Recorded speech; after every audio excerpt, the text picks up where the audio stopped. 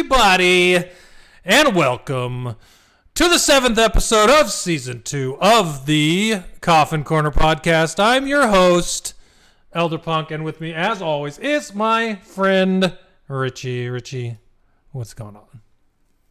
Not too much is going on. It's been a fun couple days with preseason over and all the cut downs, and now we're 8 days away from the start of the season, so I can feel it in my bones. I can feel the excitement of watching live football that matters.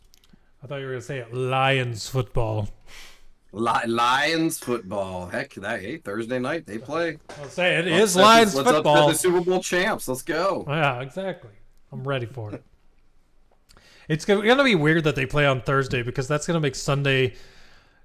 The bye week for the Lions is always weird for me because then I just don't know what to watch. So Sunday's going to be like, I'm going to be watching Red Zone all morning. Yeah. Well, you can watch the Commanders Cardinals in the morning. That's two of your teams. And then, Red Zone on the afternoon. That is definitely what I'll be doing. So I gotta admit, I love watching Red Zone, man. Like, there's some times where instead of watching the Cardinals, especially when they're bad, I'll just throw Red Zone on. Afternoon games, if it's a day I didn't work the night before, I will watch Red Zone in the afternoon games. And the Cardinals have been so bad recently that I will usually take a nap in the afternoon if it's the day I worked at night the night before. So it's nice to have...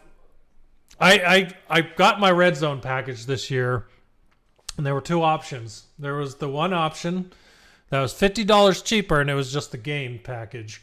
Or there was the game and Red Zone package for $50 more, and I definitely paid for the Red Zone package because the Red Zone channel is so good. Oh, yeah. I can't remember the guy that does the Red Zone, but I love that guy. Andrew Siciliano, is that his name? Yeah, Andrew Siciliano. I don't know if he's going to be on it now that YouTube has it, because the commercials I see for Red Zone are a Sunday Ticket guy whose name I don't remember, but you know his face. So I don't know what they're going to do. Yeah. Interesting. Well, I guess we'll find out. Yes, we will. Well, I'm ready to dive on in because we got a whole bunch of roster changes. All right, well, let's do it. First off, I wanted to start with our top 5, like we do every episode. Top 5. This week, we're doing top 5 fantasy players at each position in 2023. I figured there's top 5 positions, and we go over each position with our guesses for what they are. So the top positions are the QB, the running back, the wide receiver, the tight end, and the defense. Pretty standard for most fantasy leagues unless you have IDPs. So perfectly wraps up 5. So it makes it great for top 5. So kickers. Listen. Oh no, my kicker's on bye. Drop, pick up any other kicker. Cool. That's how I play kicker. I don't know. So yeah, pretty much. It's always who's the highest ranked kicker available. That's the guy I'm gonna get. A lot of people say, like, oh, just get rid of kickers in fantasy. And I'm like, no, I enjoy the fact that there's a player on my team that can either get me 3 or 15 points any given week. Like, it just makes it more fun when they're going for a kick at the end of Monday Night Football and it wins you a matchup. Like, it's happened to me against my dad, and it was fantastic. So, not to mention how many games teams wind up with 15 points total, and they're all field goals. Yeah. And you're like, all right, well, whoever had that guy is in a good spot. Exactly. Regardless, we're leaving kickers off. So, QB. Let's go with QB. Who do you got for QB? I was going to go with the guy you went with, but I'll go with my number 2 choice, which is Justin Herbert of the Chargers. I really like the big That's who you picked. Yeah. It's not what you wrote. Oh, I changed it. Justin Herbert? Oh, I typed Herbert. I don't know that guy. Herbert. Justin Herbert. Yeah, Kellen Moore, offensive coordinator. They've got a bunch of weapons. I think it's just about damn time that the Chargers offense finally looks as good as it's supposed to. So I'm voting for him as a breakout. Is Keenan Allen healthy?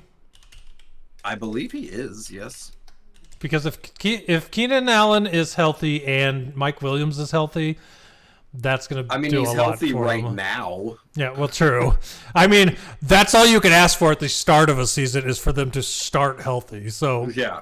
for them having, Gerald Everett, Keenan Allen, Mike Williams, and Josh Palmer, that's a pretty good receiving crew. So And Quentin Johnson? Yeah. And Ezekiel Eckler, not Ezekiel Eckler, Austin Eckler. I'm mixing two people. Austin Eckler. Yeah, I mean, they've got a heck of an offense. And they've had the talent the last couple seasons, and they just continually falter on the field. So I'm saying, you know what? It's going to happen. They're going to... Falter no more. Going to throw like 45 touchdowns or something crazy. But yeah, that's my choice. I like it. I think it works.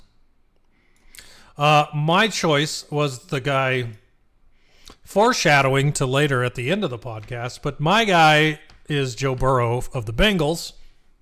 I just think that this is the Bengals' year, I think, and Joe Burrow with Jamar Chase and Tyler Boyd, and God, they got so many receivers. T. Higgins, yeah. So I think Joe Burrow is going to be the number one quarterback this year.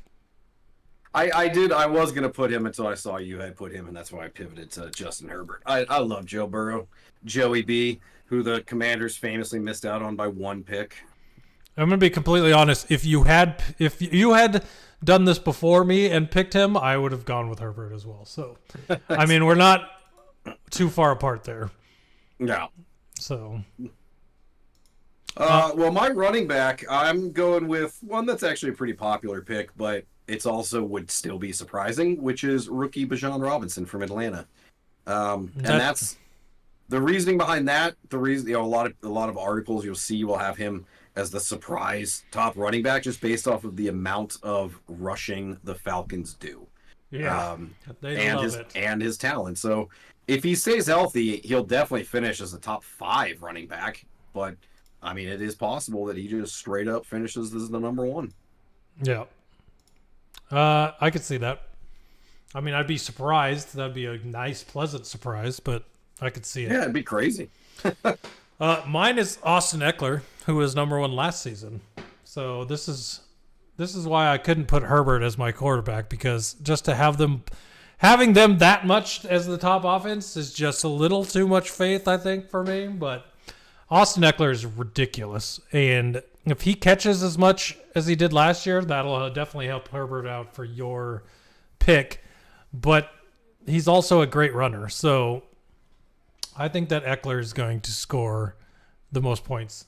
And it's funny because pure runners like Derrick Henry or, is some of these bigger guys that get a lot of ground yards, they don't always end up number 1. People like Eckler, who's both the rushing and the catching attack. Those are usually the ones that go number 1. So I definitely think Eckler's going to be there again. In a PPR league where Eckler has caught a lot of passes the last couple of years. I wonder, how often do running backs finish number 1 twice in a row? Because I don't think it. I'm going to look that up real quick. Why don't you go do your receiver while I Google that? All right, so I'm going with wide receiver, and this pick is based purely on Tua Tagovailoa having a full season where he's not hurt, because Tyreek Hill and Jalen Waddle last year in the first 5 weeks, both leading the league for yards at the top, just with how many yards that Tua was passing. I think if Tua can stay healthy, the amount of yards he's going to get off of Tua, Tyreek Hill, that is going to be out just crazy. So I think he'll be the number 1 receiver. And he catches a lot of balls as well. So it's not in just a yards league. I still think it's Tyreek. PPR, definitely Tyreek. So yeah, it's funny you mentioned Tua staying healthy, because I did my first fantasy football draft last Friday, and I actually took him as my quarterback in round like 9 or 10. And if he stays healthy with the rest of the team I have very high hopes. But that's the biggest question mark is if he can stay healthy. They did sign Mike White. They seem to really like Mike White, so there's the possibility that, Tyreek can still put up big numbers with him. Mm-hmm. But yeah, that's that offense, man. That Miami offense is fun to watch. That is for my sure. receiver. I went with Jamar Chase. I was going to go with Joe Burrow. I went with Jamar Chase. I know they've got a lot of mouths to feed in Cincinnati, but I love Jamar Chase. I love the relationship he has with Joe Burrow. I mean, he's getting drafted as the second wide receiver for a reason, so him finishing as number one is not a huge leap. Mm-hmm. But yeah, I just love him. He's just my pick. Makes sense to me. Not a lot of logic behind that one. That was all heart. Well, you do your tight end first because I think it's a more conventional pick, and then I'll give you mine. Yeah, honestly, I did this specifically because he finishes the number one tight end every year, and that's Travis Kelce. I mean, that's just consistency. Yes, eventually he's going to... His age will catch up to him, and he'll finish near the middle of the pack, or still top 10 probably, but I figured, you know what? The dude's just so freaking consistent. He's the greatest tight end of all time. Just put him in there. Makes sense to me. I went with one that will probably be wrong, but I think it'll be interesting. Maybe he'll be number 2. I went with Darren Waller, who's new on the Giants. Darren Waller is a really good tight end. There were flashes in Las Vegas for him. I think there were injuries that kept him from playing a lot of time over the last couple of years. But the Giants don't have receivers. I mean, they have receivers, but are they really going to be making big impacts? And Darren Waller is a guy that can make big impacts. So I feel like Darren Waller is going to be Daniel Jones, like safety plug, and that's going to do big things for him this season. So we'll see where Darren Waller ends up. That would be my guess.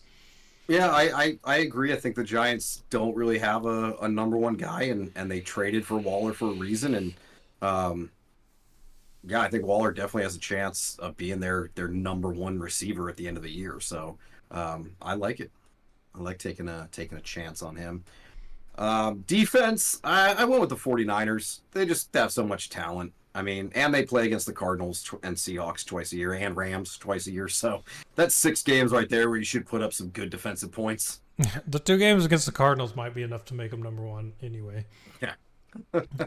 I went with the Buffalo Bills, and I feel like DeMar Hamlin coming back, getting to play with the team. They were already a good defense, but just having that feather in their cap to play awesome this year, to show what they can do, and just to put last year behind them and see what happens this year. I have the Buffalo Bills defense. That's who I would be targeting. They should be very motivated, so I like it. Yep. So, well, we'll see how how our predictions come true at the end of the season. How close we were. Yeah, I'm very interested to see how this goes, for sure. Yeah. I love going back. Like, it was fun going back to see like our bottom 5 teams that we predicted last year and how they actually did. It'd be interesting to see where these guys wind up.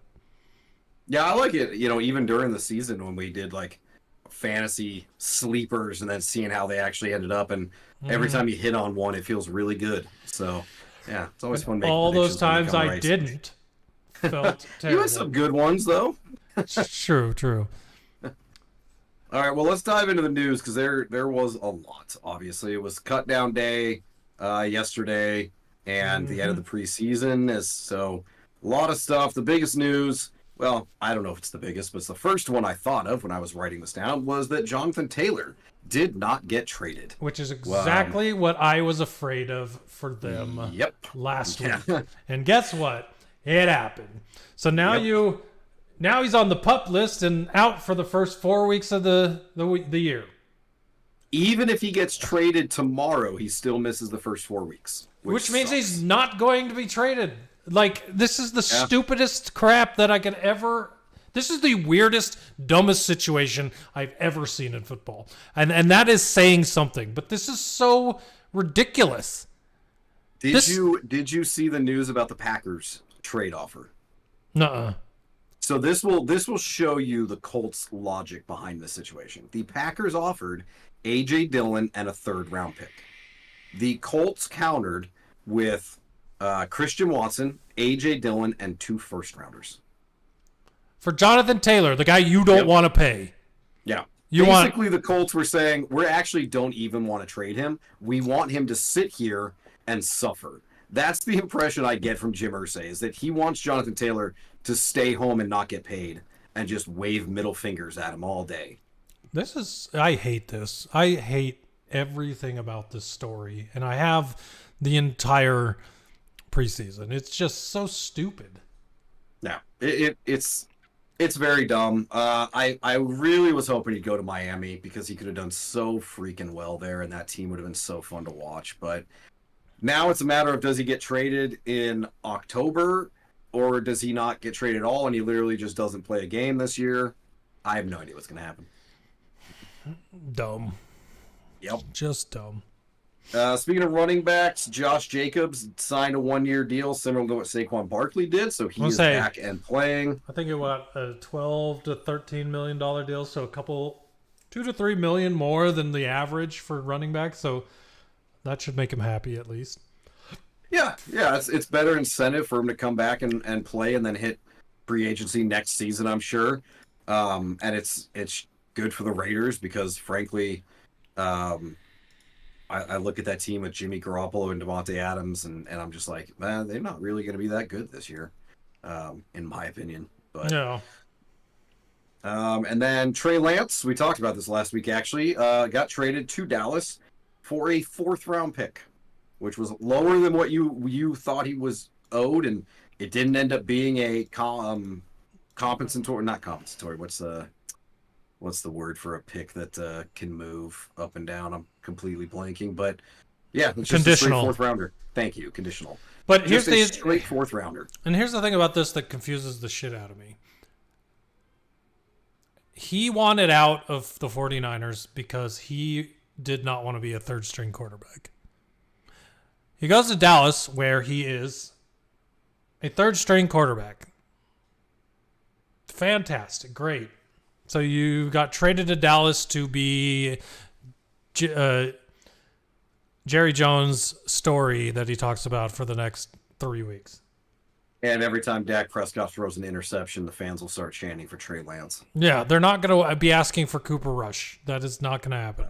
So, I mean, it's good for Trey to get out of San Francisco and get a fresh start. I mean, that is good because clearly he was not going anywhere in San Francisco. They had given up on him entirely.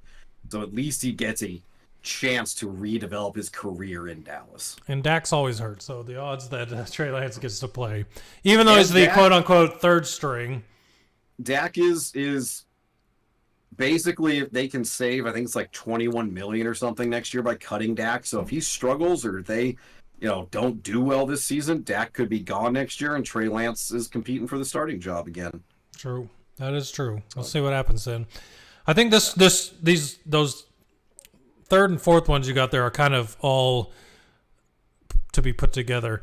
Isaiah Simmons traded to the Giants. Within 2 hours, Josh Jones, offensive tackle, traded to the Texans.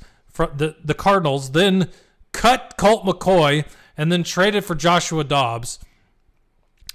In the weirdest day of football, I mean, the Colt McCoy thing was a few days later, but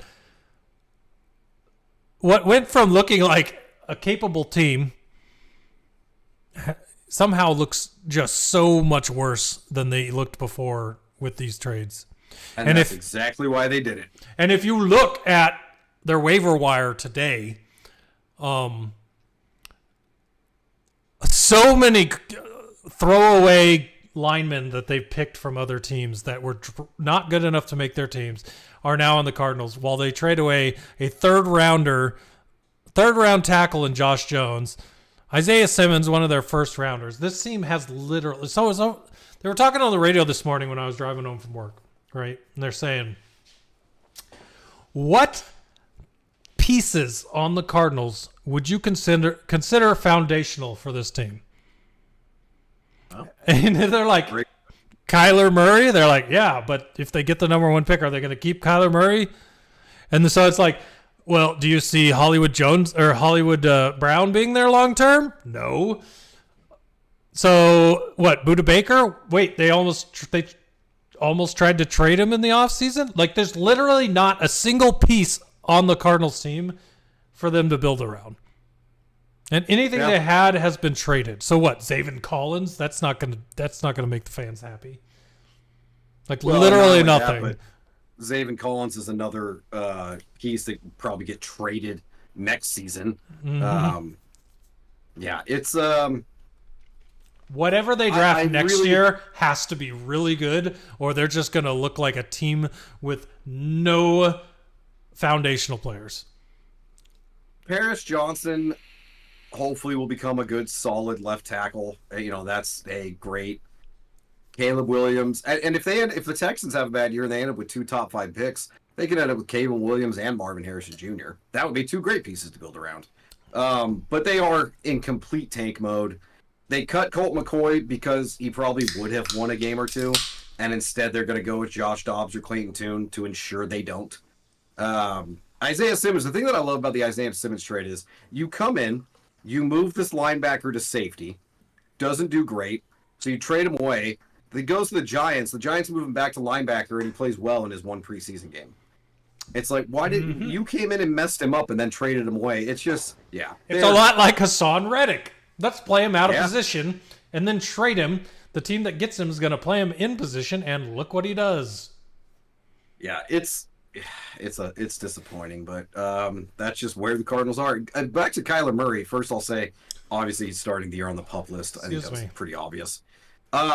So Murray, they can't cut him next year because they would have $81 million in dead cap, which that's like impossible to do.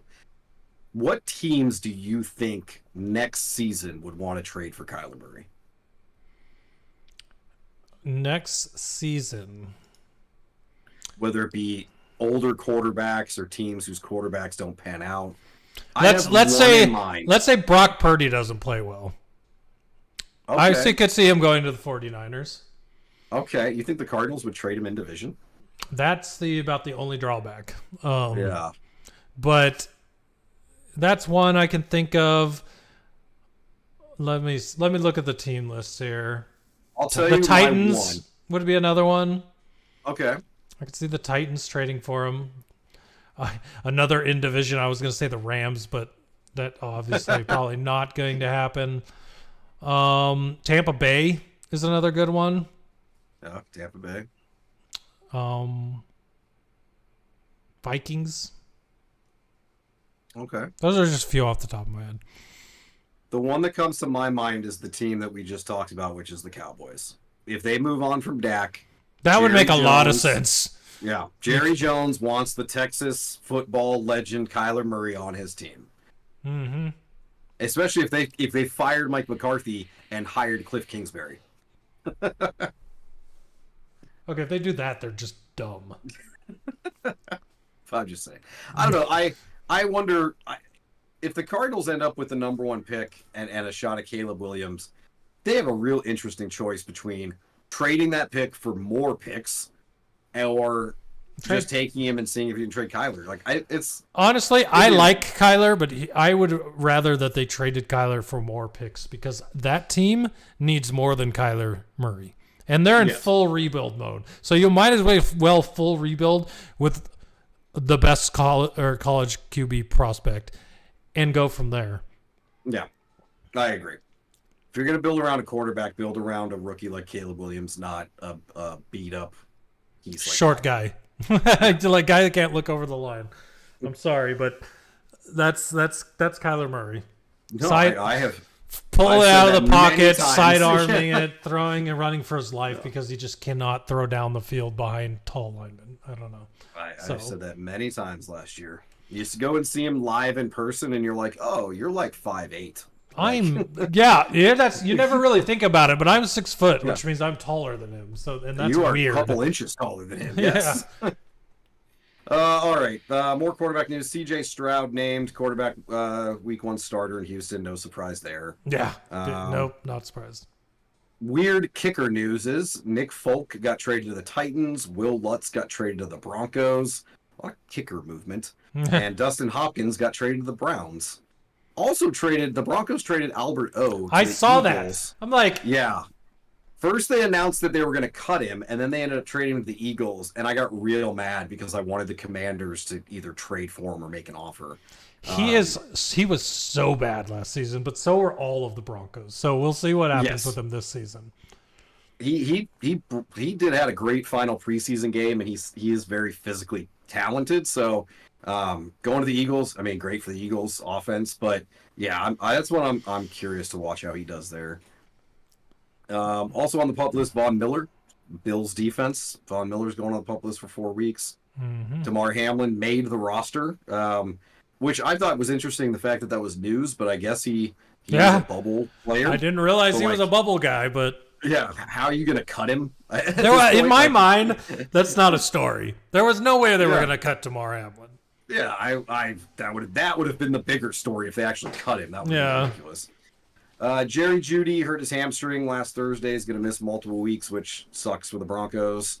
And then I just found this interesting. Miami traded a cornerback to Dallas for another cornerback.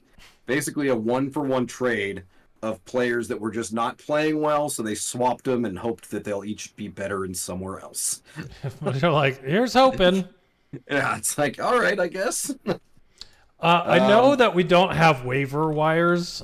I didn't have a chance to look at today's. I saw some news, but I didn't have a chance after work to update this. So. There's not a lot. I looked through them, and there's nothing really important to mention. Most of it was just people going back to practice squads.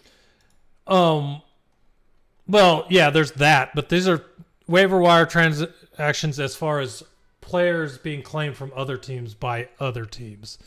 And there's a bunch of them, but there's no real names that you would know in there. But there's just one I wanted to mention, and that was the Cardinals got cornerback Starling Thomas V, who was a standout, crazy good cornerback for the Lions in preseason.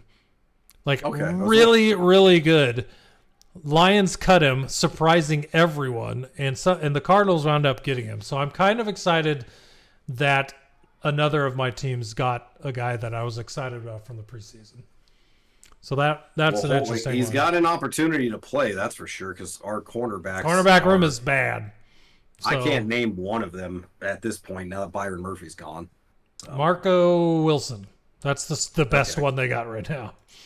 Yeah. Which is bad because I remember at the game we went to last year watching Marco Wilson get burned constantly by AJ Green. Or AJ Brown. AJ Green. AJ Brown. AJ Brown. I was going to say, AJ Green, that makes it even more embarrassing. By AJ, insert color here. Yeah.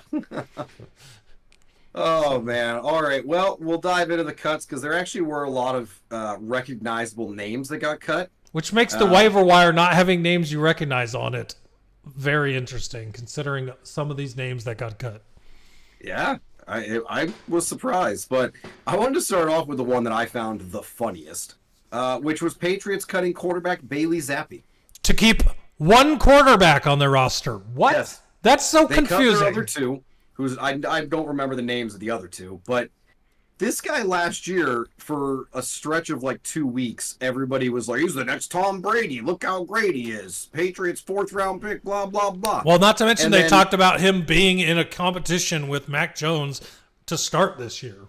Yeah. And then now I think he's back on their practice squad. But it's that surprised me, and it also made me laugh. Because that just goes to show you how quick things can turn around in the NFL. Yeah. And the fact that they were able to get him onto their practice squad is what confuses me. No one wanted to claim Bailey Zappi as a backup? No one claimed a quarterback, I don't think. No, there wasn't a single quarterback that was pulled. Yeah, there were so many that got cut. Everybody's just whatever. The only positional player that touches the ball and makes an impact, two of them. A tight end for the Cardinals and Elijah Higgins from the Dolphins. And the Packers claimed tight end Ben Sims from the Vikings. That's it. Everything else is a offensive lineman, a defensive lineman, a linebacker, or a defensive back. That's all that got claimed. Crazy. So, Crazy round of cuts. But yeah, Mac Jones now the only quarterback in New England. I did see a meme of Tom Brady like returning to New England since they only had one quarterback, which of course I would. You have a better chance of Brian Hoyer coming back for the 5th time. We talked about Cardinals cutting Colt McCoy, which was still shocking because they traded for Josh Dobbs and like 72 hours later cut their presumed Week 1 starter. They haven't announced their Week 1 starter, which I find hilarious. The John Gann said, "I'm not going to announce our Week 1 starter for competitive advantage." It's like, what? Does it matter? Does it matter? It does not matter. The Commanders' defense scheming against Tune or Dobbs. I don't think it matters, guy. Like, just a ridiculous thing to say. Just say, I'm not going to announce the starter because no one cares. Because I haven't seen Dobbs practice for 2 weeks. No one cares who our starter is Week 1. We don't even care. Yeah, exactly. The Browns cut Kellen Mond. This is my favorite story. Robinson, the backup. You called that one. Not only did they cut Kellen Mond, but like we said earlier, they traded Josh Dobbs.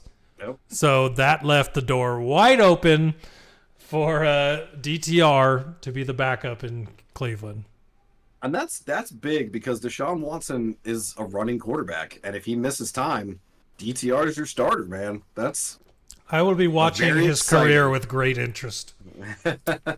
You'll be able to say that you called it. You'll have tape from March 2023 of like, see, I knew this guy was. I knew DTR was going to be the guy. Nice. More quarterback news. This one I found kind of fun. The Bears cut P.J. Walker and Nathan Peterman.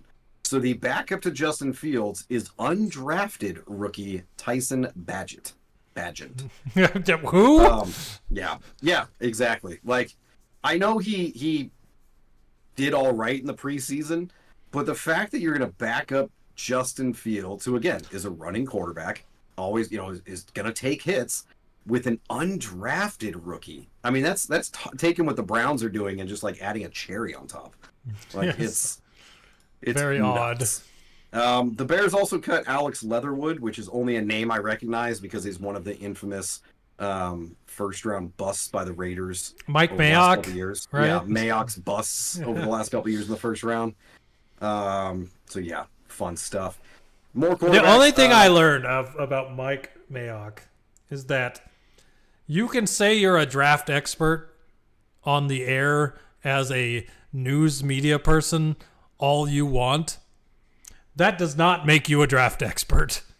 Because that guy, as a GM, tank. Like, terrible. They had so many first-round picks. Henry Ruggs, Alex Leatherwood. In one draft. They had 3 first-round picks in a draft, and I think all of them are gone. Like, yeah. He drafted DeMarcus Russell, did he not? No. That was Jamarcus Russell was years and years ago. That was like 2007. Was it that? Okay. Yeah. Hey, listen, I'm gonna give it to him anyway because that's the kind of bust that he picks for that one. Yeah. Has it been that long? Jeez. Oh yeah, Jamarcus Russell, man, it's been a long time. No wonder my beard's so gray. I'm old. Yeah. I've been watching football for a long time. Just too old. I'm super excited for this one. Stetson Bennett being QB2 on the Rams. Let's go. Yes. Again, he's going to play at some point. Stafford is not playing 17 games this season. Stetson Bennett will start a game at some point for the Rams. I mean, they might be so bad enough that they just throw him in anyway, even if Stafford's healthy. Yeah, because like I said, might be. Like we did the top 5 for bad teams. I had the Rams in there. I still believe that. So we'll see what happens. Yeah. It might be, December when they're 2-15 and they're like, you know what? Screw it. Stetson, get out there. Saints cut Bradley Roby, which is a name I recognize. He's getting older, so it's not. He's an old cornerback, but he's, as far as I'm aware, he's been there a long time. He has, and he's been he's been their slot corner. He's 31, so I mean he's not crazy old, but in NFL terms, that's very old. But it's a big name. Other cool Saints news. I'll be honest, I had no idea Jimmy Graham was back on the Saints, but apparently he still made the playing. Yeah, he made the roster. Oh no, he's been on the Saints for 2 years. Okay. I straight up, no clue. I thought he was out of the NFL. Like, I had no idea he was down in New Orleans still. So, hey, good for him. I can't wait for the call of Jimmy Graham catching a touchdown pass for the Saints and me being like, is it 2015 all over again? I'm going to stats for Jimmy Graham because I got to figure out if he's done anything. The last I remember was that he's been on the Bears. He was on the Bears in 2020 and 2021. Okay. 2020 had 50 catches for 456 yards and 8 touchdowns. That's surprising. I remember that. Yeah. 2021 he played 6 games, started 6 games, 14 receptions, 167 yards and 3 touchdowns. He did not play in 2022. Okay, that's why he was out of the NFL last year. And then just came back this year. Took a year off. Hey, why not? Barely. Bills cut Jamison Crowder and Cole Beasley. Not surprised by Beasley. Well, I guess not surprised by Crowder either. He's getting kind of older, but two names. I mean, good pass catching wide receivers in the past. So interesting to see them both cut. This is not a football opinion here. I cannot stand Cole Beasley off the field. Do you remember his what is it, the anti-vax rap that he did a couple years ago? Yes, jeez, that guy just oh my god, he's so annoying. Yeah. Like even if hilarious. Even if taking my feelings on fighting vaccines and all that type out of it, just he is such a loud, obnoxious, boisterous person. He just bugs me. For not being that good either. Like when Terrell Owens does it, it's fun. You're Terrell Owens. But when Cole Beasley does it, it's like, sit down and shut up. Yeah, he's annoying. Colts cut Rashad Perriman and Kenyon Drake. The Kenyon Drake one I thought was interesting because with Jonathan Taylor not playing, I guess they're just going to run with Zach Moss as their running back. Wait a minute. Wait a minute here. Oh no, that's the other league. Damn it! I thought I had Zach Moss as a cuff in the Dynasty League. Oh well, I don't. I mean, I don't know if anybody even has him. You might be able to pick him up. Yeah. Maybe. But they could also sign Kareem Hunt, which I think would be the smartest thing to do. That'd be a much better idea than what they're doing. Yeah, I think they might just be tanking too. Giants cut James Robinson, which is a running back that we've both liked in the past, so hopefully he catches on somewhere else. Let me just talk about my Dynasty League halfbacks. Yeah. 2 of them. You're not as bad as Dave, I'm sure. One of them is James Robinson. Oof. Another is Jonathan Taylor. Luckily for me, I also have J.K. Dobbins, Damian Pierce, and Jamal Williams. So I'm not in a great position, but I'm okay, I guess. The Damian Pierce and Jamal Williams will be very good to start the season. No. Dobbins, I don't know what's going to happen with Dobbins. No. Yeah. Not great. Not great. Your best hope is that I had one of the best running back rooms in our league before this preseason. Yeah, he got decimated. No, like Jonathan Taylor's just really screwing me right now. Hopefully by October he's somewhere else and you can at least get half a season out of him. We shall see. Other Giants news. This one hit me personally. Wide receiver Bryce Ford Wheaton, who was my guy pre-draft, went on IR after tearing his ACL in the final preseason game. Heartbreaking. The reports out of Giants camp was that he was looking good. Might have made the team. Now he's going to miss his whole rookie season. So very unfortunate for him. Yeah, you don't like to see that. Yeah. Lions cut wide receiver Denzel Mims, who they traded for, I'm pretty sure. Yeah. So that was a weird one. He was a Jets receiver. Who are their receivers besides St. Brown, Jameson Williams, and then don't they have Marvin Jones back on the team? Marvin Jones. I got Josh Reynolds still. So Marvin Jones, St. Brown, Josh Reynolds, Jamo. Josh Reynolds, that's right. Khalif Raymond still. Oh, okay. He's a good one. And Antoine Green is the sixth guy they kept. He's a rookie. I didn't realize Josh Reynolds was on there. He used to be in LA, right, with the Rams? He's been on the Lions for the last 2 to 3 years. He's been here since we got Goff. They signed him he was waived by the Rams, and the Lions signed him because Goff liked him, and he's done really well with Goff because of their connection from the Rams. That's what I thought it was he had played with Goff in LA. Okay, cool. Mm-hmm.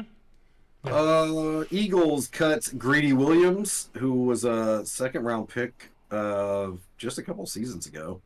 Mm-hmm. And then Trey Sermon, which Trey Sermon's a weird one. Well, did you see his preseason was good? Game? All three of his games were good. That's why, because I was like, Trey Sermon's going to make this roster, and he could be in the top 3 running backs. Nope. Yeah. On a team that doesn't have Miles Sanders anymore, somehow Trey Sermon doesn't make the team.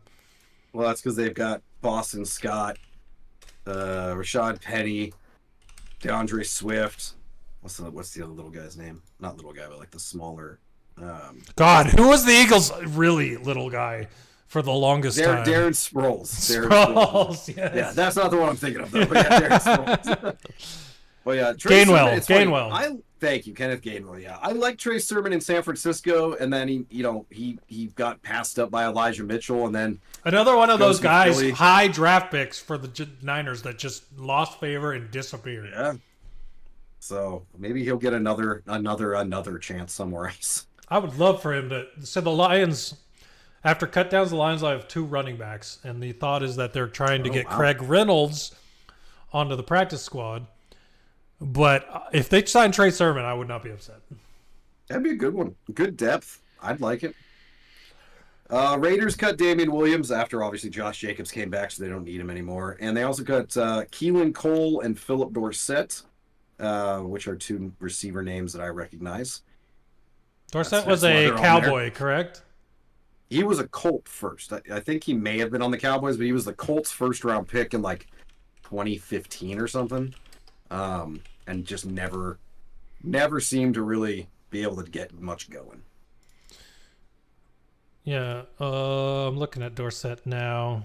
He never played for the Cowboys, so I'm thinking of someone else. He's played on the Texans for 2 years, the Seahawks, the Jags, the Patriots for 3 years, and then the Colts. Yeah, and his best year was his second year with 528 yards and 33 catches. That's the best. That's the reason you're flopping around right now. He's just hanging around. Yeah. Miami, this one was surprising. Cut Myles Gaskin after we talked about it earlier. And it's the funniest thing because there's another one where I'm like, if they sign him for their 3rd running back, I'd be very happy. A lot of running back talent out there. I love Gaskin. That guy is... Yeah. That crazy room of running backs that they had have all cycled out. Because they used to have Drake, Gaskin, and then there was a 3rd guy. They had 3 really good halfbacks. Didn't they have Chase Edmonds for a while? No, this is before when it was homegrown talent. It was Kenyon Drake, Gaskin, and then there was a 3rd guy, and they were all really good. Gaskin leaving cycles out all 3 of their players. Now they're just a 49ers reject factory. Well, they also cut Robbie Anderson. I'm sorry, Robbie Chosen is his legal name, I think. Meta World Peace.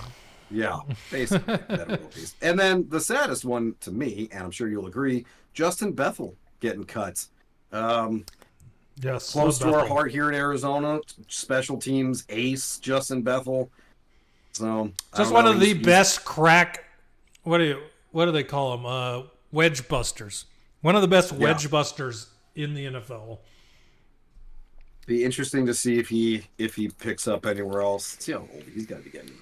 Pretty old. He's got to be in the league for 10 33. Years plus. Yeah, he's 33. So I don't know if he's going to pick up anywhere else, but we'll be watching you, Justin. Mm-hmm. Vikings cut quarterback Jordan Ta'amu, who was the 2023 XFL Offensive Player of the Year. Unfortunate that he wasn't able to stick around in the NFL. Maybe he'll wind up on a practice squad somewhere.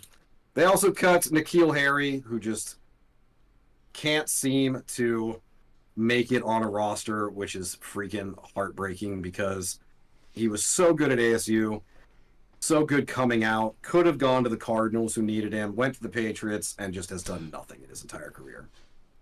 Nope, he's going to go hang out with Kenny Galladay. Doing nothing.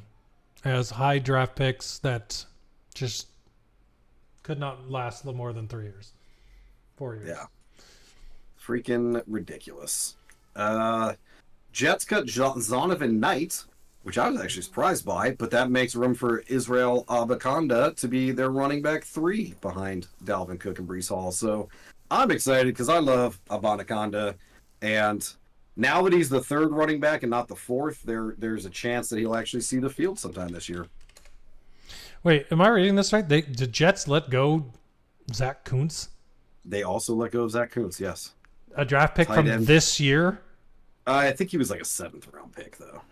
Dude, that guy had one of the best RAS scores in the NFL. Yeah. I believe he did make it to their practice squad, though. Let me just double check. Yeah, he made it to their practice squad. Okay, so, that makes sense then. They just cut him to put him on the practice squad. Yep. Yeah, not on the active roster, but he's still in the practice squad, which is good. And then Jerome Kapp, who apparently is a Hard Knocks legend. Have you seen the video? So I have not seen the video. I've only seen the first 2 episodes of Hard Knocks. I haven't seen the 3rd one, and he must have been in the 3rd one during the rookie extravaganza or whatever they call it. He did. Did you watch the video? I did watch the video. He was doing Eminem's 8 Mile rap from the end of the movie. And the tweet that was linked in the story I saw about this was Marshall Mathers, a.k.a. Eminem, giving him the salute emoji for his performance. Yeah, that's pretty cool. I mean, he got Eminem's seal of approval for his rookie show. And I think that's pretty impressive. I find it interesting that that's 2 Hard Knocks in a row that Eminem has been a part of. He's been a part of this one because of this guy, and then last season in Detroit, since he's from Detroit, he was at the Lions practices and stuff. So interesting. Yeah, that is pretty awesome. Well, we'll have to see if Jerome Kapp makes it anywhere else. Cowboys cut Malik Davis, which was the only name, besides Deuce Vaughn, but the only running back I knew on that team. So right now they have rookie Deuce Vaughn, who is literally 5'5", I believe, and Rico 5'5". Jesus. Yeah, he's. I mean, just double check here. 5'5". Yep, I was right. He is. So 5'5". He can run between the lineman's legs. Some of them. But yeah, Tony Pollard's backups, man. They're just. I don't know who Rico Dowdle even is. But they are just letting Tony Pollard carry that rock. Okay, so you break this down for me. Let's talk about Tony Pollard here for a second. I love Tony Pollard as a backup, and I always thought if he were to be a starter, he would be good. I've totally flipped on that now. In my other sleeper league is a keeper league, and you can keep 3 people, and you keep them in the draft round that you drafted them. So you don't get that pick for that round of what you drafted them in. I kept Eckler as a first rounder. I took Mahomes as a second rounder, and I kept Amari Cooper as a 5th rounder. Nice. I had Tony Pollard as a 13th rounder I could have kept, and I did not. Wow. So I was offered a trade for him because another player wanted him as their keeper as a 13th rounder. I traded Tony Pollard and a 15th round pick for a 12th round pick. That was the trade. What do you think of that? I don't think very highly of it. Who would you have left out? Where would you have picked in the first round? Last. I'm the 2-time champ. Okay. Honestly, I probably would have left out Mahomes then. Simply because that's pick 13. That's a little too high for Mahomes for me. No, it would be pick 26. He's a second rounder. It's not a snake? No. Oh, okay. So yeah, pick 24 then? Okay. I still probably would have left out Mahomes. Because I don't know. I'd have to see how many other teams kept quarterbacks. Because if everybody else kept quarterbacks and no one's drafting them, then you could have taken the quarterback in round 3 or 4. So our pre-draft draft board, I can take a snapshot after the show and send it to you and see what you think. It'll be interesting. Okay. But here's the thing. What I think the biggest mistake was is that you gave Tony Pollard to that guy for nothing. Like, if he wanted Tony Pollard, you could have said, "Okay, give me your 4th round pick." Yeah. You gave him, like, you moved up 1 round. That's the part where I'm like, I understand not believing in Tony Pollard on your team, but to just give him to another team, okay. Yeah, that's a little risky. We'll see what happens. I'm feeling a little spicy being the double champ now. Apparently. I'm like, wow. I'll give you Tony Pollard and I'll still beat you.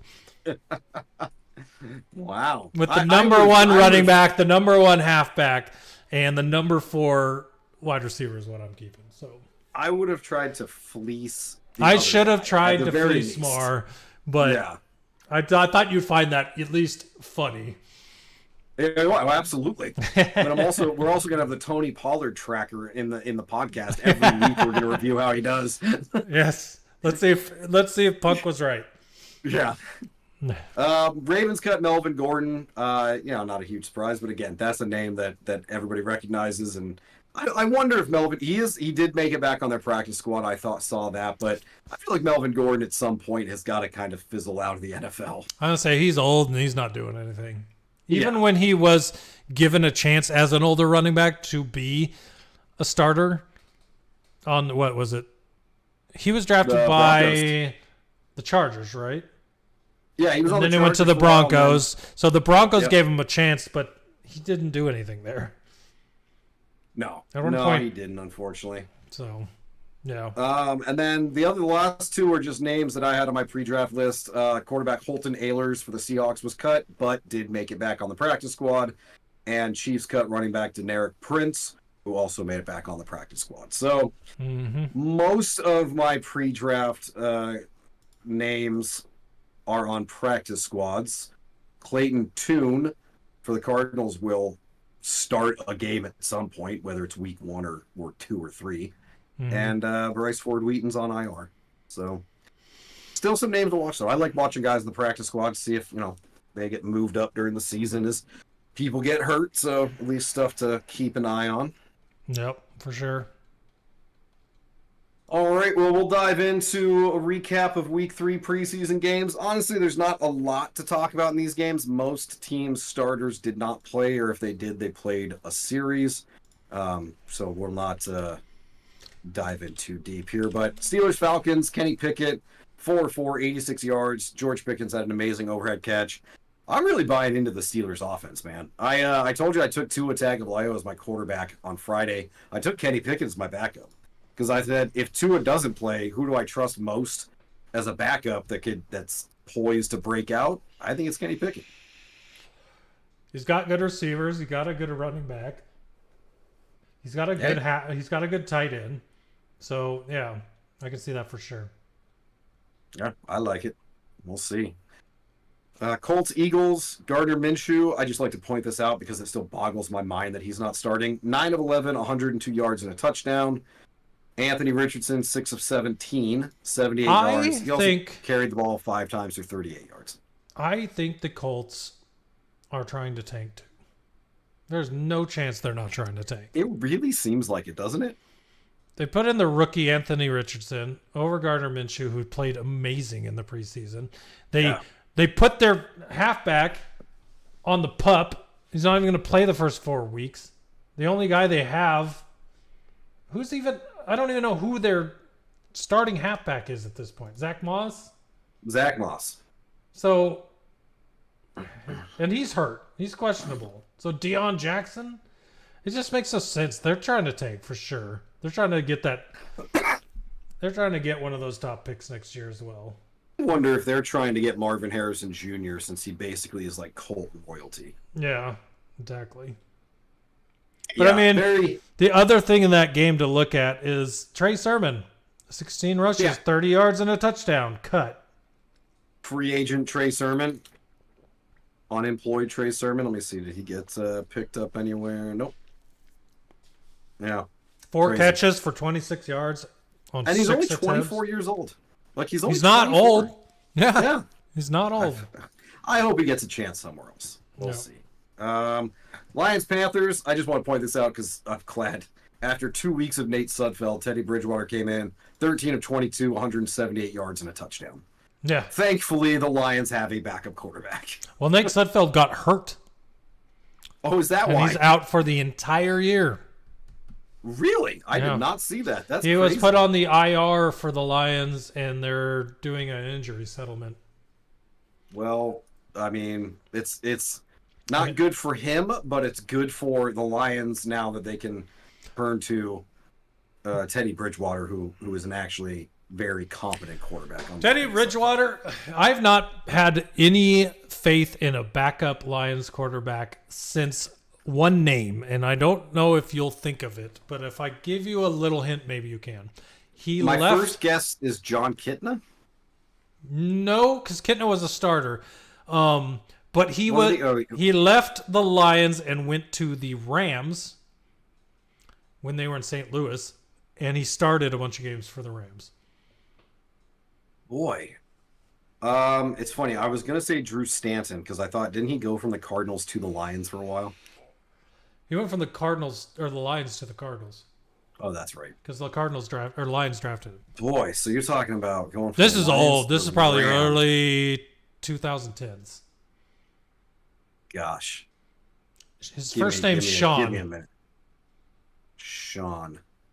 No, I can't. I got nothing. Sean Hill. Sean Hill. Okay. I do remember that name. Yeah. Sean Hill, the only backup the Lions have had in forever that I trusted. And Teddy Bridgewater, I trust him. He is a name with experience that I can trust. So the fact that they have Teddy Bridgewater as backup gives me faith that if Goff goes down, we won't be playing for losses. And for the last 8, 9, 10 years, if Stafford went down or Goff went down, I knew we were going to lose.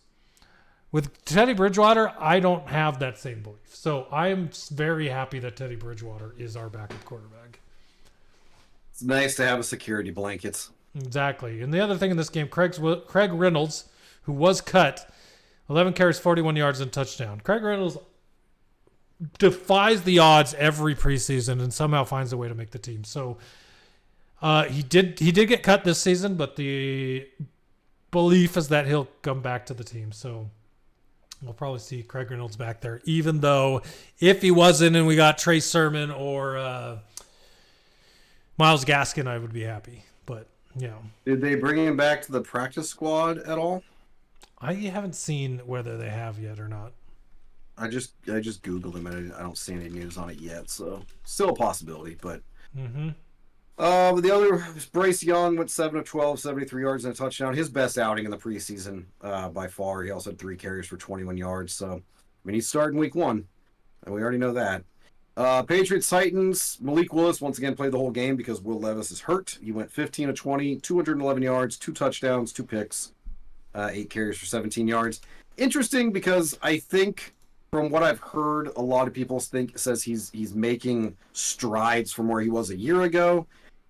So next season, but just like his throwing motion and decision making, I guess is what they say. I haven't really watched him, so I don't know. Crazy that Bailey Zappi threw 8 for 15, and only 2 more quarterbacks threw passes, 1 pass and 2 passes for the other ones, and Bailey Zappi got cut. Sorry, you were making a point, and they all got cut. Well, I was just gonna say the Titans are another team like you mentioned with Kyler that next year they're gonna be looking for a new quarterback. So if they've got Malik Willis, Will Levis, who knows who else they bring in? At the very least, hopefully Malik Willis will have developed. I think Kyler Murray would be fun to see on the Titans, and I like the Titans, so I think it would be nice if the Lions were to trade Kyler Murray to see him on the Titans. I think the Titans are going to be in full rebuild mode after this year. I think Derrick Henry's getting older. I think they're going to move on from him and Ryan Tannehill. I think it would be a perfect opportunity for them to trade for Kyler Murray. But yeah, I don't know, man. That the Kyler Murray thing's gonna be nuts. Like you figure a year from now, wherever he ends up being, even if he's still in Arizona. It's going to be a weird draft season. Yeah. Chargers 49ers, Brock Purdy went 5 of 9, 73 yards. Clearly he's fully healthy and ready to start the year. Bills Bears. This is the exact thing in the preseason that I was talking about Justin Fields. He went 2 of 6 for 51 yards, and one of those was a 40-yarder to DJ Moore. The big knock on Fields is his passing, and it hasn't really shown that he got better at in the preseason, and it concerns me. Yeah, I don't understand teams not playing young quarterbacks more in the preseason. More than a drive. More than a single drive. Why don't they just play the first quarter? The Commanders played Sam Howell the whole first half in week 2. That's what I'm saying. Like this guy needs the work. Needs the work. And you didn't give it to him. And he didn't really show anything. So, and they're playing Green Bay in week 1, so that'll be interesting. That is going to be a fun game. Jordan Love's crazy. First start. Bears, a rivalry game in week 1. That'll be fun. Gotta sell those tickets. James Cook for the Bills, 5 carries, 23 yards, 2 catches for 14. I only point that out because the Bills basically said he is their starting running back, which with them having Damian Harris as well, I think a lot of people were not sure about, but they basically committed to James Cook as their number 1 running back. Yeah. So we'll see how that goes. I like James Cook in fantasy as like a later running back that you can get. Cardinals, Vikings, Clayton Tune went 9 of 12, 85 yards. I still believe he'll start week 1. I mean, I believe he should start, but he we'll should. See what happens. Yeah. The offensive coordinator apparently coached Dobbs last year, so I can understand, he knows my system. But give Clayton Tune, give the rookie the opportunity. I mean, they clearly seem to like him. They drafted him. He's played a lot in the preseason. You hear a lot of hype around him. Just play him. And then Dwayne McBride, 8 carries, 37 yards, and a touchdown. He was a rookie for the Vikings. I thought he had a good day. He unfortunately also got cut yesterday. So just a lot of good running back talent floating around out there. The state of running backs in the NFL just... I think this is why Jim Irsay doesn't want to pay Jonathan Taylor. Okay, so just a story, right? So I have always been a basketball guy. I played basketball. I also played football, but as a kid, I played a lot of basketball, and then once I started getting into the NFL, I ended up playing football. It all kind of changed. The reason I started watching the NFL was because of Barry Sanders, right? Good running back play is what intrigued me initially with the NFL. Watching Barry Sanders and Curtis Joseph and Adrian Peterson, LaDainian Tomlinson, Sean Alexander, like name all these running backs that were just really, really good, played on one team forever, were paid because they were that good. That's what made me fall in love with the NFL. It wasn't a passing league when I started watching the NFL. They passed, obviously, but it wasn't the focus.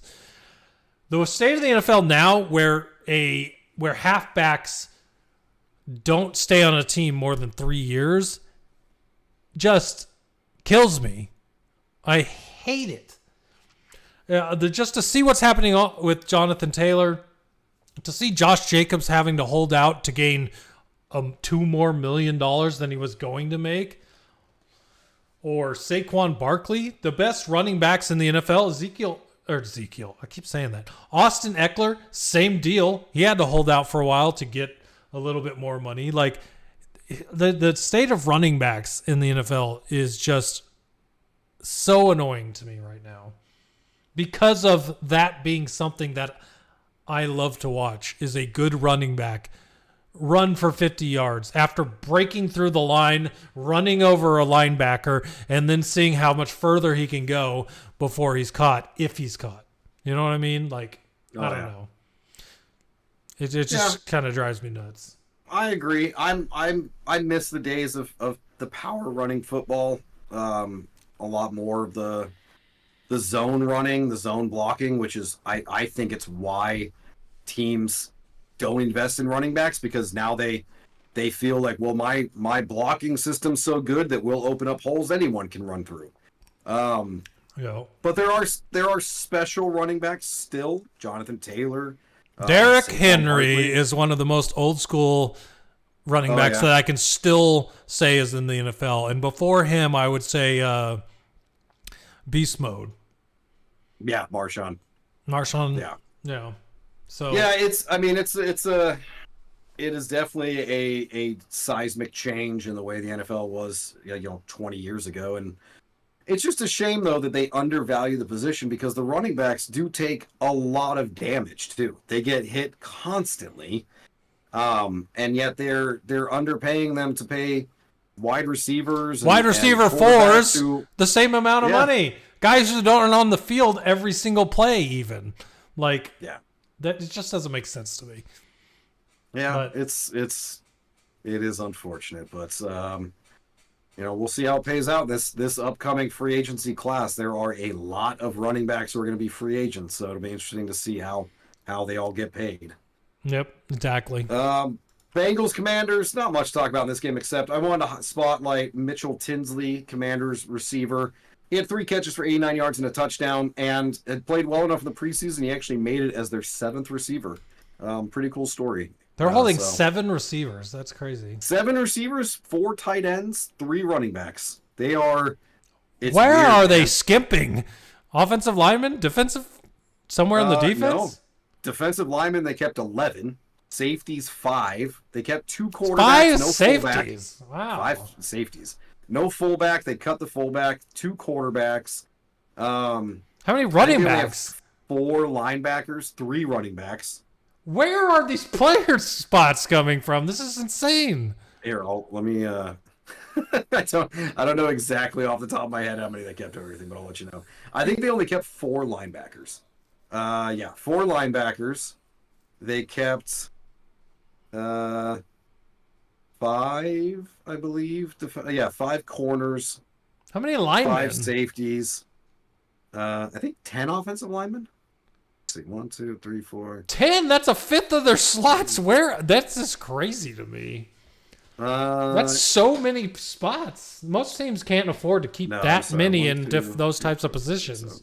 9 offensive linemen. Huh. Interesting. Yeah. I think the linebackers, usually teams have like 5 or 6 linebackers. They only kept 4. Yeah. And then but. Anyways, it's kind of cool to see Mitchell Tinsley make the team. I believe he was undrafted as well, so that's pretty neat. But the one thing I'm excited for, one of their tight ends they kept too was Curtis Hodges, which if you watch the Bengals game, the dude's like 6'9" or something ridiculous. He's very tall. I would keep him because of that. Just like you do in Madden. You're like, this guy's tall. He can catch anything if I throw it the right way. 6'8". He is 6'8". Remember that tight end you had that was like 7'4" in Madden? 7'3", I do. I wish I remembered his name. I wish I had the screenshot of him on my line because he looked like a giant next to everybody. He's just so big. He literally, it was awesome. Curtis Hodges went to ASU, my friend, little Sun Devil. So I'll say that name sounded familiar. He went to Mountain View High School, so he's a local boy. He's giant. And we need a tight end. Logan Thomas is just never healthy, too old. Did he stay? I saw a lot of people thinking he was going to get cut. I thought he was going to get cut. He's still there. I wonder if he's going to start the season on the PUP list. I don't know. They could still make a change, but between Curtis Hodges and Cole Turner, I like both of them at wide receiver. Cole Turner is also 6'7", so we just have 2 giant men on either side of our offensive line. But I'm hoping one of them breaks out. I don't care which one it is. I'm just hoping one of them breaks out because we need a tight end. Yeah. Seahawks, Packers. Is there anyone? Sorry, let me cut you off real quick because I have a question since that's your team. Was there anyone cut from the Commanders that you were upset about? Honestly, no. That's the crazy thing. They didn't have any surprise cuts or big name cuts. I thought Logan Thomas for sure. I thought Curtis Samuel might get cut. But there wasn't anyone that I looked at the list like, oh no, we lost like that like it was mostly a lot of bubble players. I will say Jake Fromm I thought played very well at quarterback, but they weren't going to keep 3. Who's their backup? Jacoby Brissett. Oh, Brissett, yeah. Yeah. Fromm did make it back on the practice squad, which is great. So, I mean, that's cool. He was really the only one that I was hoped was going to stick around, but I knew they weren't going to keep 3 quarterbacks. So, as far as the Lions go, both Akwaras made the team. So, the brothers Akwara stayed on the Lions. I highlighted it like they did that in third preseason game. They did pretty well, so they played well enough to stay on the team. Now, are they starting or no? No, they're like third stringers. Oh, okay. That's where that's their lot in life now. High draft picks to be third stringers, but I mean, having the Akwara brothers as third string defensive linemen. The Lions' defensive lineman is like probably one of the best in the NFL. If you look at the names on it, yeah, James Houston, Aiden Hutchinson, Isaiah Buggs, and John Kaminsky. That starting line is fucking ridiculous. So, not to mention, was it Jack Campbell, the linebacker? I mean, Jack Campbell, linebacker, Malcolm Rodriguez. Even though he's listed behind Pasta Man, so your favorite. I'm buying you a Pasta Man jersey for Christmas. One day, Pasta Man will be gone, and I will celebrate. Never. Seahawks, Packers, Holton Ahlers, 5 of 10, 55 yards and a pick. So not a great end of the preseason for him, but again, he still made the practice squad, so that's cool. Jordan Love went 9 of 15, 63 yards and a touchdown. He also had 3 carries for 21 yards, and of course, everybody's already anointing him as the next franchise quarterback for the Packers, which would just piss me off beyond belief. Browns, Chiefs, DTR, 7 of 12, 92 yards. We already talked about how he made the number 2.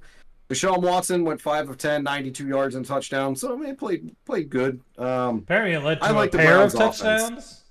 Did he run one or did he pat? Who? Deshaun Watson? Deshaun Watson. Oh, I only have 1 touchdown listed. Did he get 2? Well, I'm looking at, like, the storyline for Deshaun Watson leads the Browns to a pair of touchdowns and 33-32 preseason loss to Chiefs. So I must have run down the field on his second drive and someone rushed in. Yeah, John Kelly ran for a touchdown, so I'm guessing they just meant he led the drive. Yeah, so. But I like the Browns offense this year. I think the Browns in the AFC North, that's going to be a very tough division. I think all 4 of those teams are very well, all 4 could make the playoffs. Well, that's the reason that I kept Amari Cooper. Yeah. Oh, yeah. That's why I liked that one. You said 5th round too, right? That's 5th round Amari Cooper. Yeah, that's about where he's going. So I mean, yeah, absolutely. Jets, Giants, Aaron Rodgers played the first time. He went 5 of 8, 47 yards and a touchdown. Garrett Wilson caught 3 catches, 30 yards, and that touchdown. So, of course, everybody, again, just like Jordan Love, everybody went nuts and acts like Aaron Rodgers is going to win the Super Bowl this year. I'll tell you this, watching Hard Knocks and watching him scrimmage against the Carolina Panthers, he did not look good in the scrimmage. He didn't look good in that game. Like, the first drive, they went 3 and out, and he looked like crap. So, no, I watched that game, actually. I don't expect anything from Rodgers this year. Ravens, Bucks, Baker Mayfield, newly anointed starter, went 6 of 6, 43 yards and a touchdown. I'm really, really hoping that he has a good year, man. He deserves it. No. I'm rooting for Baker, man. Yeah. And then this was actually leftover stat. Dolphins, Jags. This one was a good game because the Jags played all their starters for, I think, a couple series. So there's more going on here than any other game. But Tua played, went 4 of 6, 67 yards. Trevor Lawrence went 8 of 10, 92 yards. Calvin Ridley, 3 catches for 50 yards, which is awesome. Travis Etienne, 8 carries, 39 yards and a touchdown. Tank Bigsby, who I really do think they're going to use him a lot more. Yeah. 6 carries for 37 yards. Yeah, I think Tank Bigsby is not just the backup to Etienne. I think it's more like a 1-2 punch kind of thing. It is a James Robinson, James Etienne situation. Yeah. Yeah, absolutely. Tank Bigsby's somebody that, especially in the Dynasty League, I'm like, oh, he'd be a good one. He is definitely on my draft list for the Dynasty when you League. sent me that mock draft you did, and you got him in the 3rd round. I'm just thinking to myself, he ain't gonna last. That's not real. Yeah, he ain't gonna last in the 3rd round. I got 2 tanks in that draft. Tank Dell. Oh, speaking of Tank Dell, we haven't gotten to the Texans game yet, but we'll talk about that when we get there. But I wanted to mention this for the Miami game. Miami receiver David Davis was carted off with a head injury, and the game was halted. And the game stopped, right? Yeah. Yes. He was released the next day from the hospital with a clean bill of health. So that was a very good end to that story. Then he was also released from the team yesterday, which kind of a dick move. So one really good release and then one bad. Yes. Well, and they did. So the way they did it was they released him with an injury settlement that will pay him for any games that he would have missed had he made the roster. So basically, if he had a concussion and he was going to miss 4 games, they're going to pay him for 4 games as if he had been on the roster. So that's kind of a nice way to do it. At least he's getting something. It's not like, oh, hey, glad you're healthy now. Here's your pink slip. Yeah. Exactly. But still, just when I read that article and I was like, oh, they cut the guy, but there was more to the story. I have a important question for this Raiders-Cowboys after this Raiders-Cowboys game. Okay. So Raiders-Cowboys, Aiden O'Connell, again, hero of the preseason for the Raiders, went 17 of 26 for 178 yards.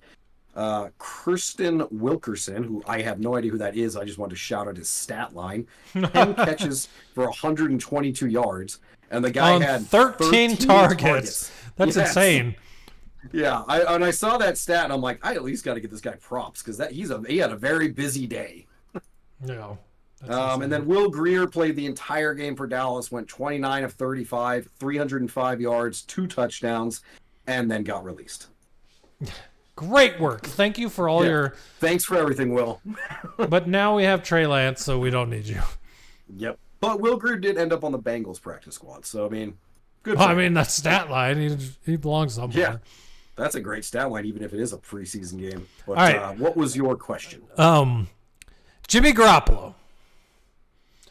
Unwanted by the 49ers all preseason last year. Couldn't find a trade for him. Stayed with the team.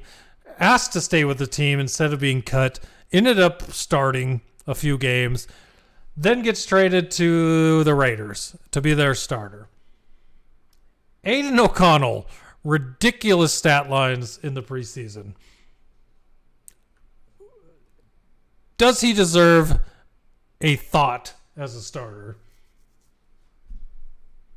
I will say, knowing that Jimmy Garoppolo is old and doesn't do anything special.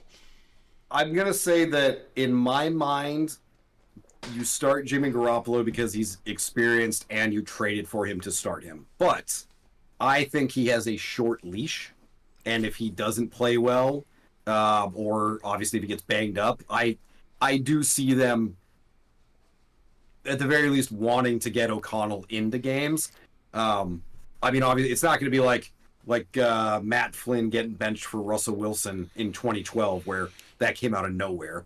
I think it's more of a if week 3 they're 0-2 and it's halftime and Garoppolo looks like ass, they're going to be like, all right, O'Connell, get out there. Yeah, because to me, this is one of those situations where if I were a Raiders fan, and we followed these preseason games enough, I want O'Connell. I don't want absolutely. Garoppolo. Yeah, absolutely you do. And I'm sure fans are feeling that way as well, where they're like, no, play the rookie, play O'Connell. But play the guy that the other team would rather have Mr. Irrelevant.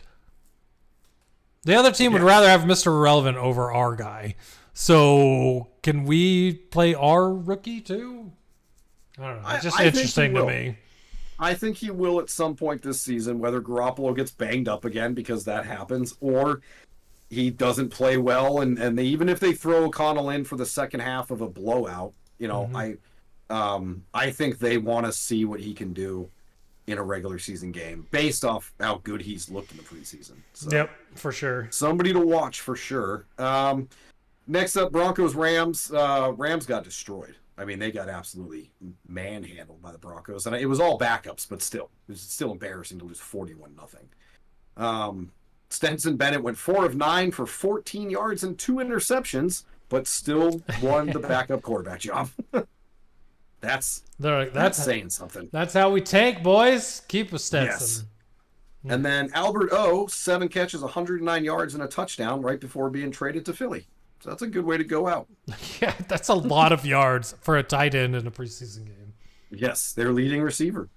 That's insane. And then Texans Saints, CJ Stroud went 2 of 4 for 16 yards and a touchdown. So at least, they announced him the starter, I believe, after the game. Maybe it was before, but either way, he's ready to go. And then as we talked about at the top of the podcast, Jimmy Graham, back in the NFL, back in New Orleans, 3 catches, 34 yards and a touchdown.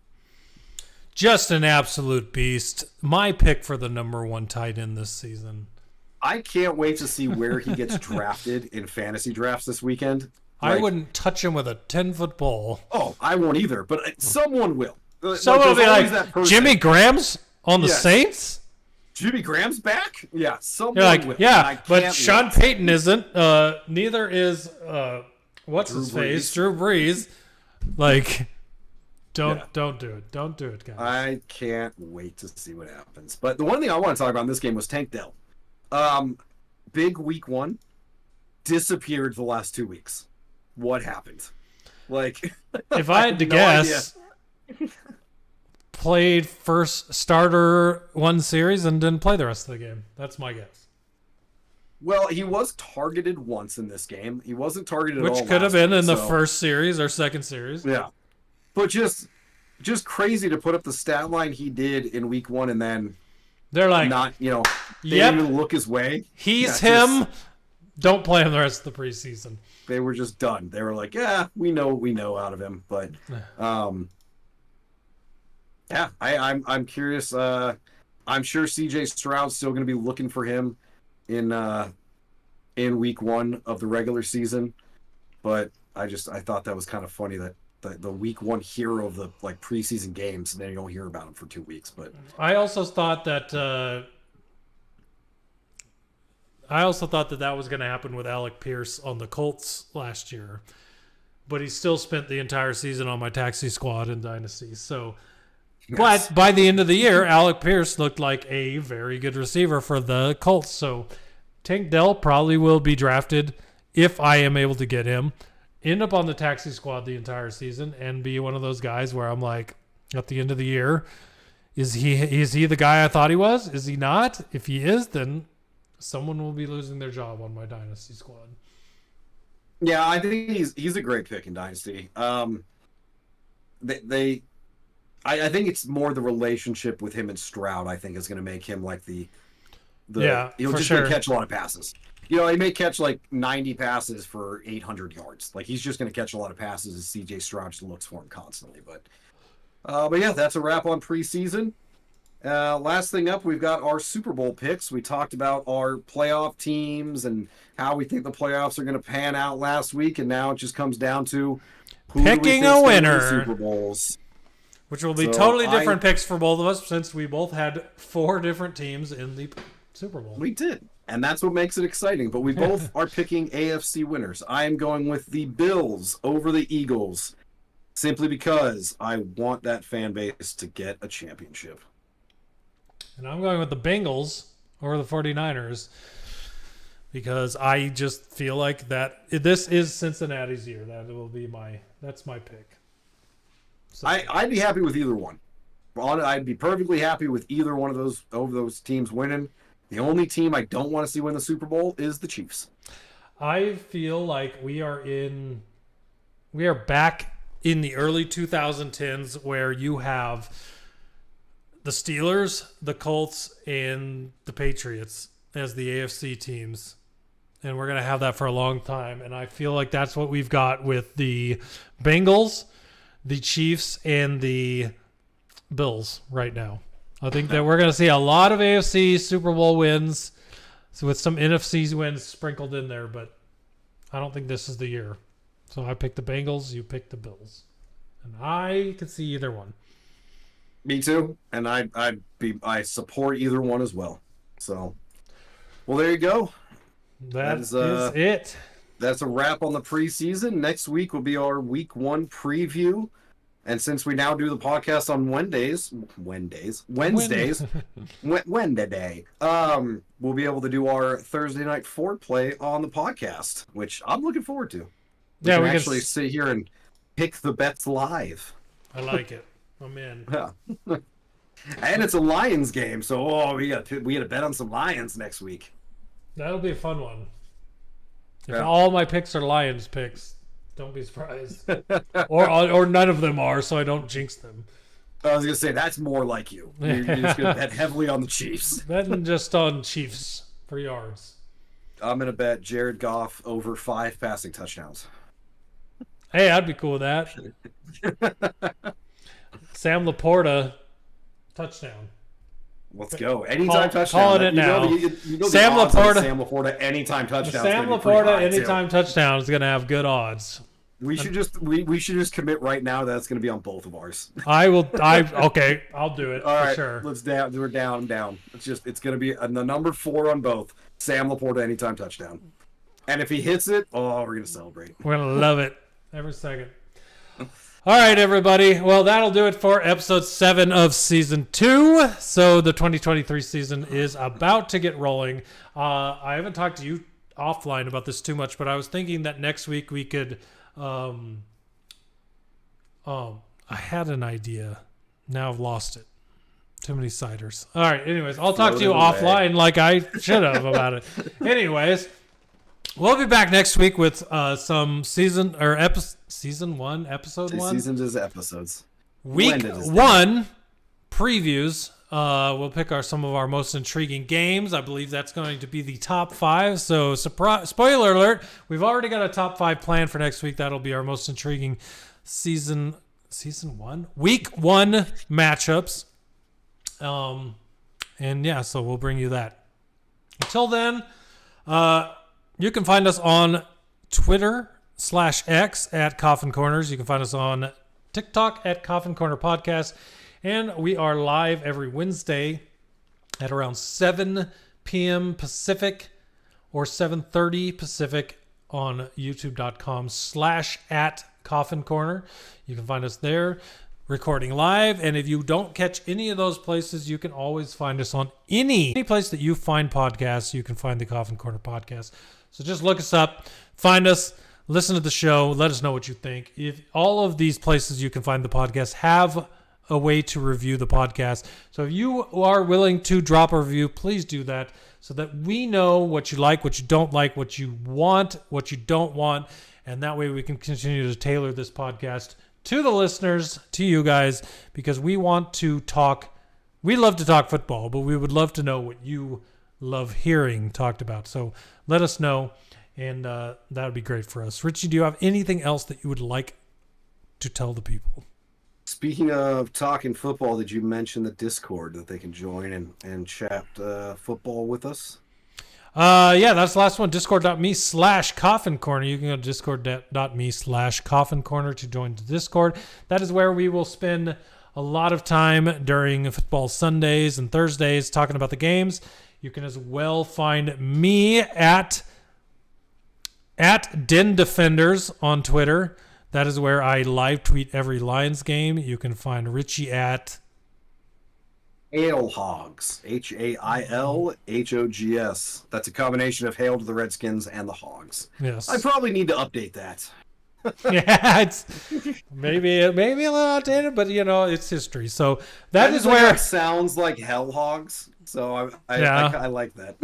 It's a good name. It's a good name. I like it. Yeah. So that is where you can find us on Twitter, live tweeting on football Sundays. So Discord.me/Coffin Corners, Coffin Corner, or at Den Defenders or at Hail Hogs. That is where you can find us on football Sundays, hanging out, giving our opinions on everything that's going on. So go check that out. And so until next week, we will be back for episode 8 with a Week 1 preview and a few other things getting ready for the season. Probably a bunch more predictions because, that's what we like to do in the preseason, just to see where we land. But yeah, so until then, thanks for listening. Richie, if you don't have anything left. That's it. Then we will catch you all next week for episode 8. Until then, thanks everybody, and we'll catch you later.